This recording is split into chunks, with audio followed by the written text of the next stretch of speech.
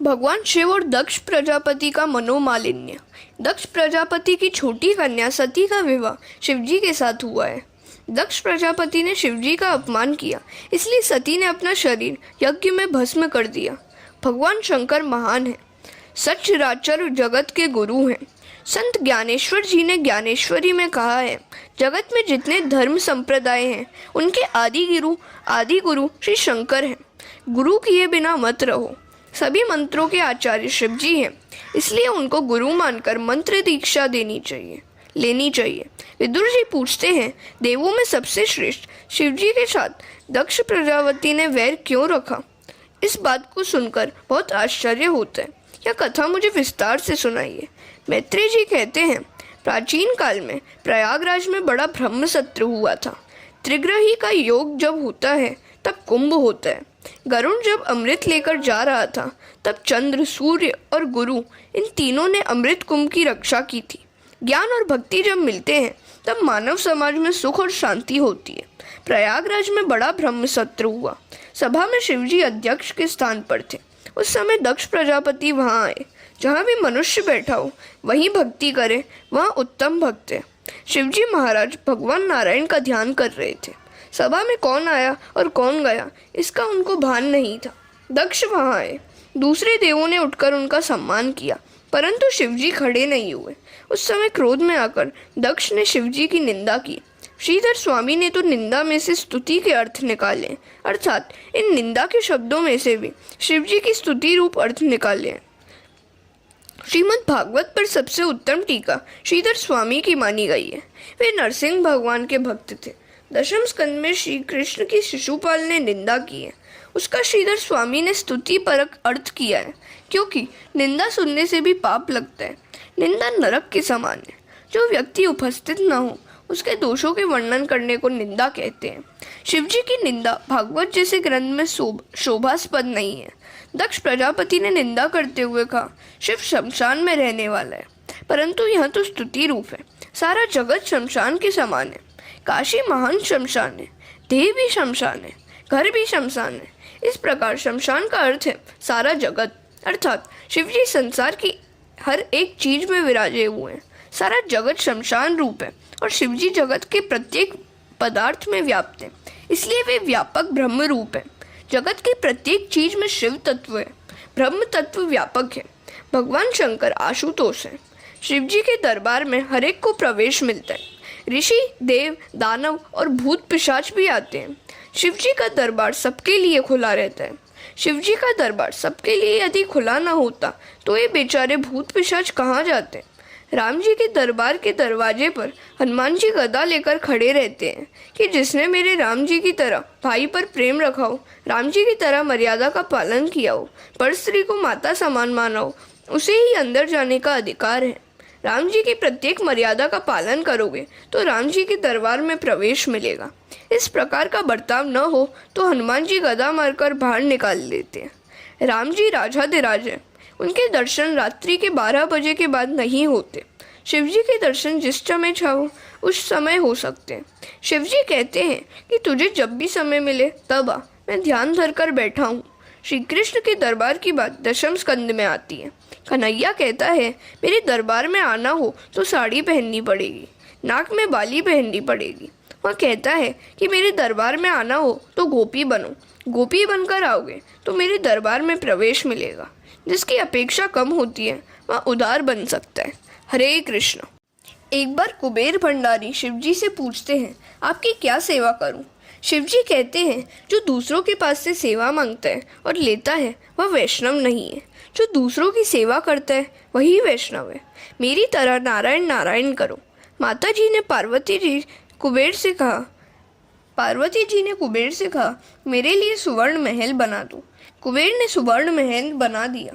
वास्तु पूजा किए बिना तो महल में प्रवेश नहीं किया जा सकता। वास्तु पूजा के लिए रावण को बुलाया। रावण ने वास्तु पूजा कराई। शिवजी ने रावण से कहा, जो मांगना हो वह मांग लो। रावण कहता है, ये अपना महल ही मुझे दे दो। पार्वती जी कहती है, मैं जानती थी कि ये लोग कुछ भी नहीं रहने देंगे। मांगने वाले को देना मरण के समान, नहीं देना मरण के समान है। शिवजी ने सुवर्ण महल रावण को दे दिया। रावण जैसा कोई मूर्ख नहीं हुआ है।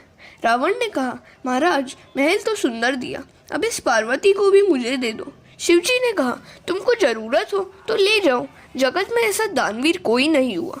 रावण माता जी को कंधे पर बिठाकर ले जा रहा है। पार्वती ने श्री कृष्ण का स्मरण किया। श्री कृष्ण ग्वाल बनकर मार्ग में आए। उन्होंने रावण से पूछा, तुम किसे ले जा रहे हो? रावण बोला, शंकर भगवान ने मुझे पार्वती दे दी है। श्री कृष्ण ने कहा, तू कितना भोला है, शिवजी क्या तुझे पार्वती दे देंगे?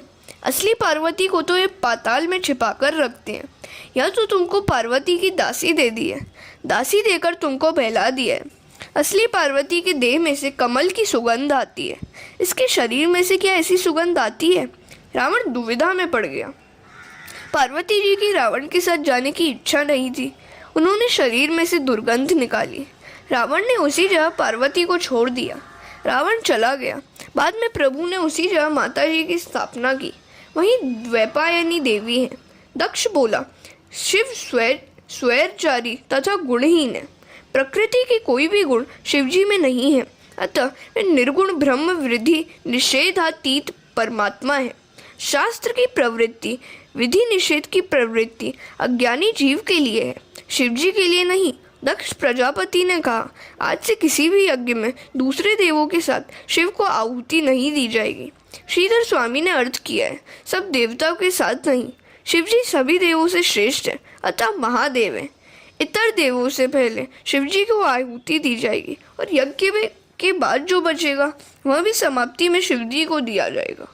शिव पुराण में कथा है, शंकर और पार्वती की शादी हो रही थी। विवाह के समय 3 पीढ़ी का वर्णन करना पड़ता है। शिवजी से कहा गया कि अपने माता का नाम बताइए, अपने पिता का नाम बताइए। शिवजी सोच में पड़ गए, मेरे पिता कौन? महारुद्र शिव का जन्म नहीं है। नारद जी ने कहा, बोलो मेरे पिता ब्रह्मा है। शिवजी ने कहा, मेरे पिता ब्रह्मा है। फिर पूछा गया, तुम्हारे दादा कौन है?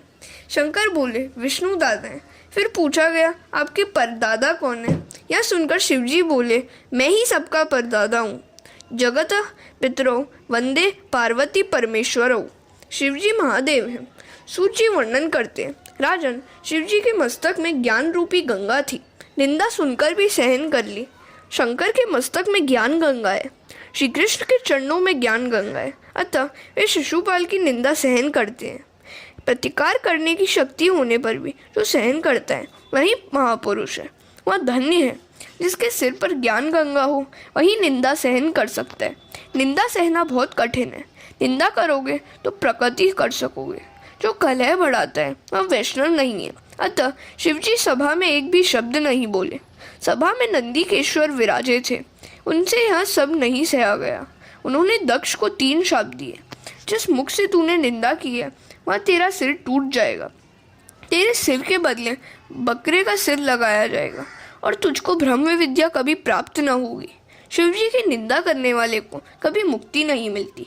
शिव तत्व को छोड़ने वाली बुद्धि को संसार में भटकना पड़ता है, उसे दुख होता है और कभी शांति नहीं मिलती।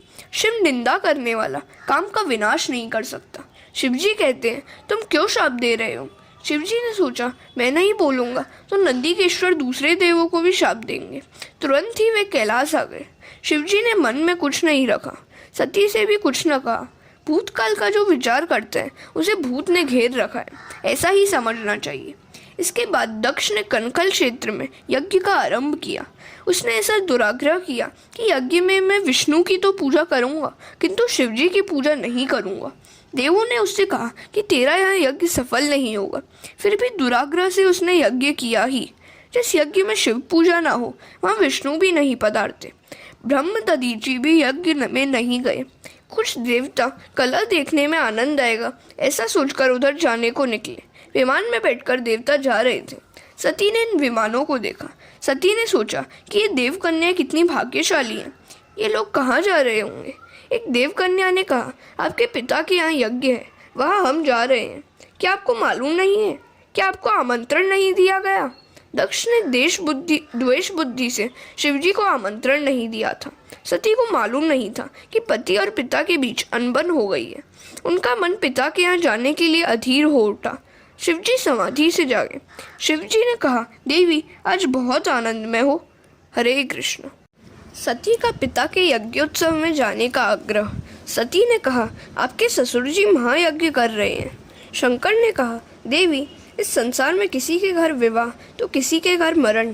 संसार दुख से भरा हुआ है। सुख रूप तो एक परमात्मा ही है। तेरे और मेरे पिता तो नारायण ही है। सती ने कहा, महाराज, आप कैसे निष्ठुर हैं। आपकी किसी भी संबंधी से मिलने की इच्छा तक नहीं होती। शंकर कहते हैं, देवी, मैं सबसे मन से मिलता हूँ, किसी को शरीर से नहीं मिलता। प्रत्यक्ष शरीर से किसी से मिलने की इच्छा नहीं होती। सती कहती है, आप तत्वनिष्ठ हैं, ब्रह्म रूप हैं, किंतु नाथ, मेरी वहाँ जाने की बहुत इच्छा है। आप भी चलिए, आपका सम्मान होगा। शिवजी कहते हैं, मुझे सम्मान की इच्छा नहीं है। सती कहती है, नाथ, आप सर्वज्ञ हैं, मगर व्यवहार का ज्ञान नहीं है। हम किसी के घर नहीं जाएंगे तो हमारे घर कोई नहीं आएगा। शिवजी कहते हैं, बहुत अच्छा, कोई नहीं आएगा तो बैठे बैठे राम राम करेंगे। सती ने कहा, बुरा न मानो तो कहूँ, कन्या को मायके में जाने से कितना सुख मिलता है, इसका आपको ज्ञान नहीं है। आप यदि कन्या हो जाएं और आपका विवाह हो, तभी आपको मालूम हो कि कन्या को मायके जाने में कितना आनंद मिलता है। आपको आना ही पड़ेगा। शिवजी ने कहा, देवी, जगत में भटकने से शांति नहीं मिलती। एक जगह बैठकर प्रभु को खुश करो। मन में जब तक जड़ पदार्थ या दूसरा जीव रहता है, तब तक परमात्मा वहाँ नहीं आते। बहुत भटकने वालों का मन और बुद्धि बहुत भटकती है। सती अर्थात बुद्धि शंकर भगवान को छोड़कर जाती है तो बहुत भटकती है।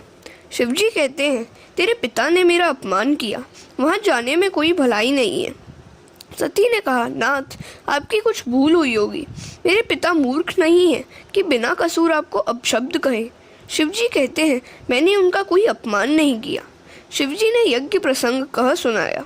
सती चरित्र में पितृस्नेह और पति निष्ठा की खींचतान है। सती कहती हैं, आपने मेरे पिता को क्यों मान नहीं दिया। शिवजी ने कहा, मैंने तेरे पिता को मन से मान दिया था। मैं कभी किसी का अपमान नहीं करता। सती ने कहा, यह तो वेदांत की परिभाषा लगती है। मेरे पिता के अंतर में बसे हुए वासुदेव की आपने वंदना की थी, यह मेरे पिता को कैसे मालूम होता। आप यह बात अब भूल जाएं। शिवजी ने कहा, देवी, मैं भूल गया हूँ, मगर तेरे पिता अब तक नहीं भूले हैं। शिवजी ने सती को बहुत समझाया कि जहाँ मुझे मान नहीं मिलता, वहाँ जाने से तेरा अपमान होगा। तू माननी है, अपमान सहन न कर सकेगी, वहाँ मत जा, अनर्थ होगा। सती न मानी। उसने सोचा कि यज्ञ में नहीं जाऊंगी तो पति और पिता के बीच वैर बढ़ेगा। सबको यहाँ वैर की बात मालूम होगी। उसने सोचा कि मैं वहाँ जाकर पिताजी से कहूँगी कि मैं तो बिना आमंत्रण के ही आ गई हूँ, किंतु मेरे पति नहीं आएंगे, अतः भाई को उनको बुलाने के लिए भेज दो। पिता पति के बीच वैर उत्पन्न हो गया, उसे मैं शांत करूँगी। आज पति की आज्ञा के विरुद्ध पिता के घर जाऊँगी। सती ने घर छोड़ा। जिस दिन घर में झगड़ा हुआ हो उस दिन घर छोड़ना नहीं चाहिए। जो घर छोड़ता है वह बाहर सुखी नहीं हो सकता। शिवजी ने सोचा, सती जा रही है तो अब वापस नहीं आएगी, जाने दो, किंतु वहाँ अकेली जाए यह ठीक नहीं है। शिवजी ने अपने गणों को आज्ञा दी कि तुम भी साथ जाओ। सुखदेव जी वर्णन करते हैं, राजन शिवगण आ गए। उन्होंने कहा, माँ, तुम चलकर जाओ, यह ठीक नहीं है। सती नंदीकेश्वर पर सवार हो गई। शिवजी ने सती की साड़ी आदि चीजें गठरी में बांध दी थी। यह शिव और सती का अंतिम मिलन था। शिवजी ने सोचा, सती की कोई चीज यहाँ रहेगी तो मेरे कृष्ण भजन में विक्षेप करेगी, मन में विकार उत्पन्न हो, ऐसा कोई चित्र घर में रखना नहीं चाहिए। वह चित्र मन में आएगा तो कृष्ण भजन में विघ्न करेगा। सती ने कहा, इन सब चीज़ों की क्या ज़रूरत है। शिवजी ने कहा, देवी, तुमको ज़रूरत पड़ेगी, सब साथ ले जाओ। सती को बहुत जल्दी जाना था, इसलिए व्यास जी ने रास्ते का वर्णन नहीं किया है। सती जी यज्ञ मंडप में पधारती हैं।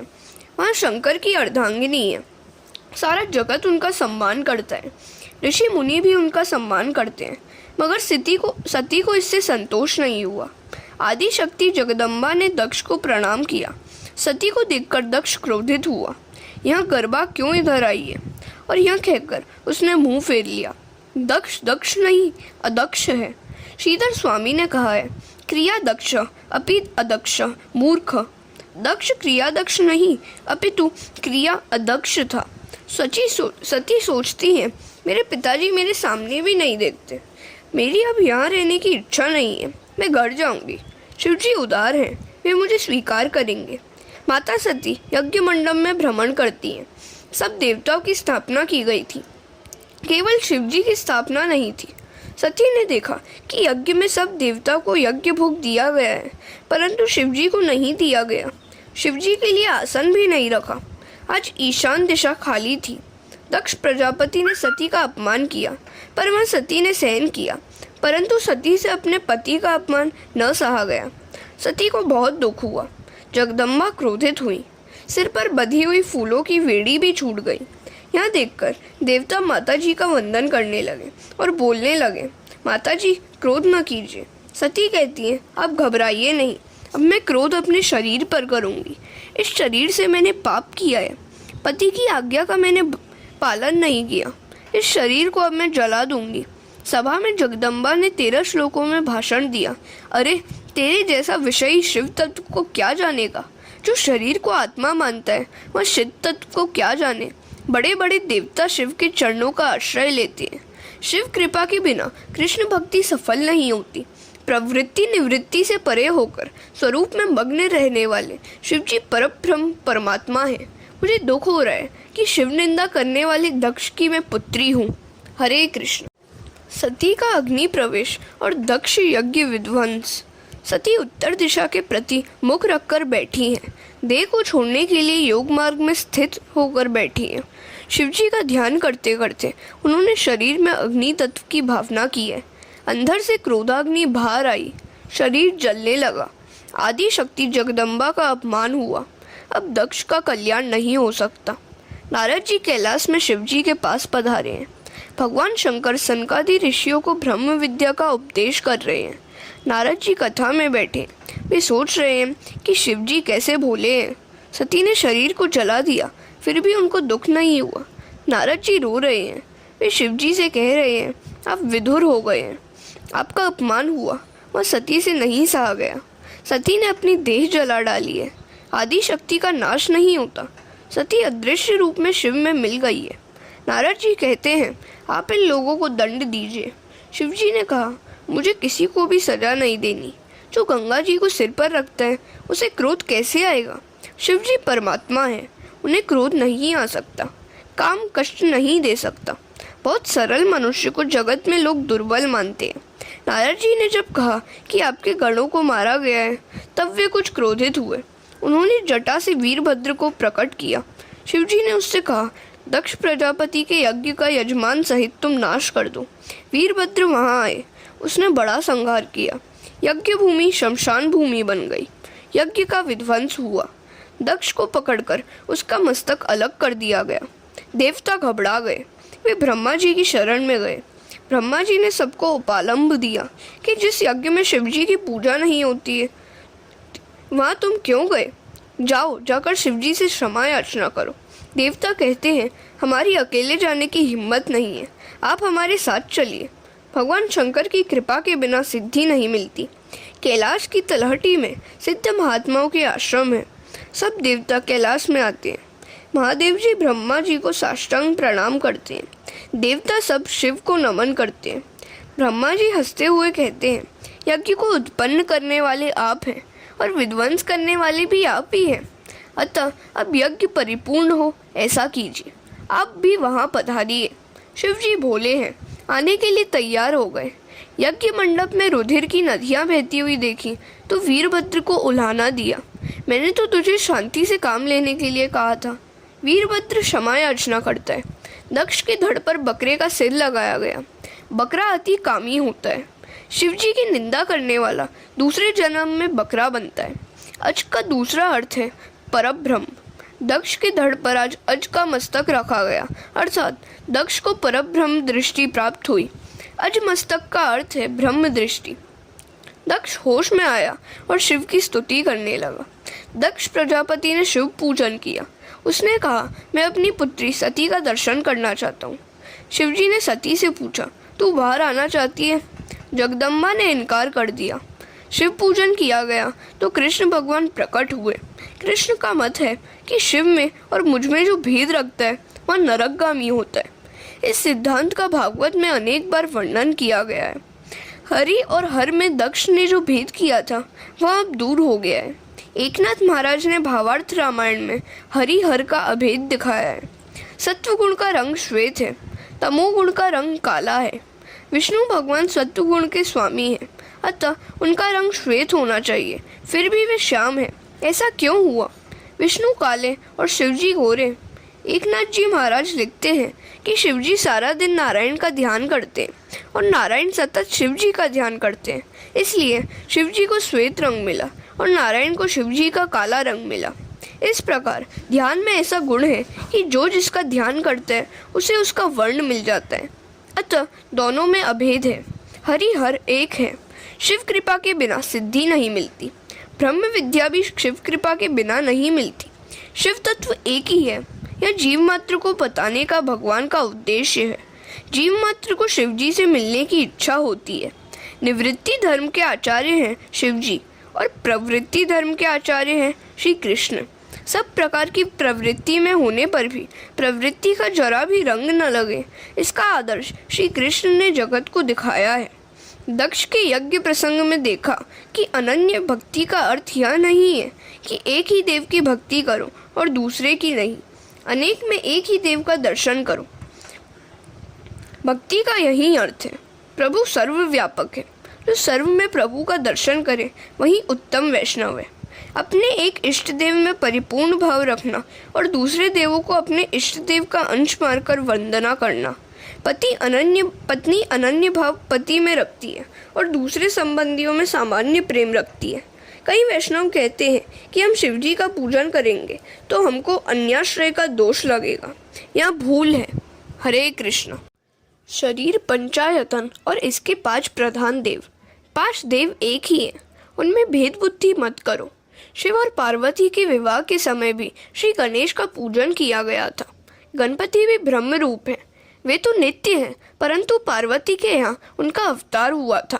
भले इन सब की भक्ति करो, परंतु यदि बालकृष्ण की सेवा न करोगे तो सभी पूजा निष्फल होगी।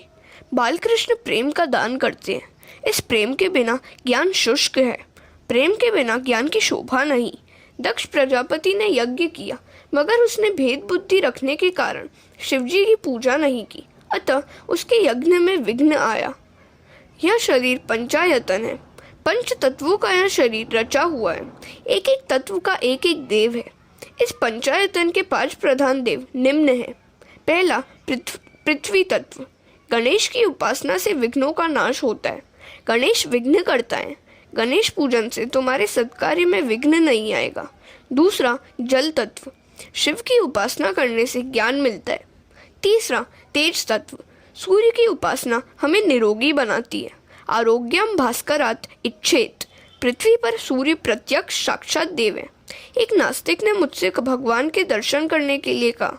मैंने सूर्य की ओर इंगित करके कहा कि यही साक्षात परमात्मा है। प्रतिदिन कम से कम 11 सूर्य नमस्कार करो। नमस्कार प्रियो भानु जलाधारा प्रियो शिव, अलंकार प्रियो कृष्ण, ब्राह्मणों प्रियो मोदक प्रियो। वायु तत्व माता पार्वती की उपासना धन देती है। आकाश तत्व विष्णु की उपासना प्रेम देती है और प्रेम बढ़ाती भी है। सूर्य की पूजा से तुम्हें अच्छा आरोग्य मिलेगा। शिवजी की पूजा से तुम्हें ज्ञान लाभ होगा। पार्वती की पूजा से संपत्ति होने पर भी प्राप्त होगी। बुद्धि शरीर संपत्ति के होने पर भी श्री कृष्ण की सेवा न करोगे तो बात नहीं बनेगी। श्री कृष्ण प्रेम दाता है। द्वारिकाधीश की सेवा स्मरण में तन्मय होने के बाद यदि प्रजापति दक्ष ने शिवजी की पूजा छोड़ दी होती तो कोई हर्ज नहीं था, किंतु उसके दिल में वैर भाव था। उसने कुभाव से यज्ञ किया, अतः वह यज्ञ पाप रूप हुआ। जीव ही दक्ष है और सद्गुरु शिवजी है। शरीर को सादगीमय रखो। शरीर एक मुट्ठी भर भस्म है, अतः उसका अनावश्यक श्रृंगार और लालन छोड़ दो। यही है शिवजी का उद्देश्य, इसलिए तो वे अपने शरीर पर भस्म लगाते हैं। शरीर का श्रृंगार छोड़ दो। मानव जीवन तपश्चर्या के लिए है। जो तप नहीं करता उसका पतन होता ही है। मानव जीवन का लक्ष्य भोग नहीं भजन है, ईश्वर भजन है। संभाव और सद्भाव सिद्ध करने के लिए सत्संग की जरूरत है।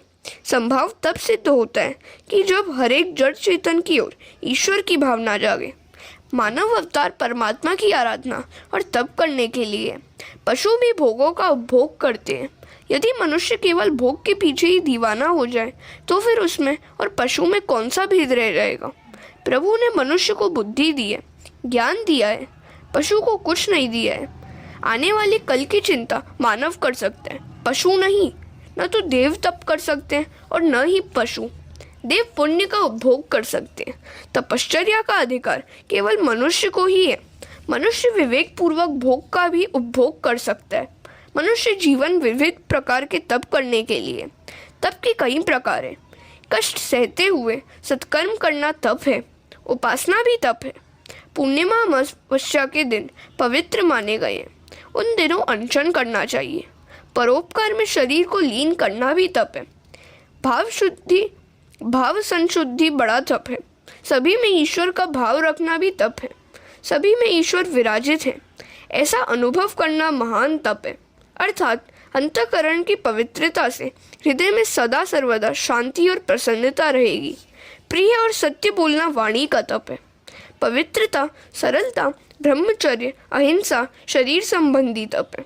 सभी के प्रति संभाव और सद्भाव रखने वाले के मन में कभी काम प्रवेश नहीं पा सकता। विकार और वासना को नष्ट करने का यही श्रेष्ठ उपाय है। जो सभी की ओर सद्भाव रखे और सभी में ईश्वर के अंश का अनुभव करे तो वह सफल होता है। प्रजापति दक्ष ने यज्ञ में शुद्ध भाव संभाव न रखा, अतः उसे दुख सहना पड़ा। उसका यज्ञ से कल्याण न हो पाया क्योंकि उसने शिव जी के प्रति कुभाव रखकर यज्ञ किया था। दक्ष ने यज्ञ करते हुए भी हृदय में दुर्भावना रखी कि शिव जी की वह पूजा नहीं करेगा। इसी कारण से यज्ञ कार्य में बाधा उपस्थित हुई। अतः किसी की भी ओर कुभाव न रखो, तभी धर्म सफल होता है। सद्भाव रहित होने के कारण दक्ष का धर्म कार्य हो गया।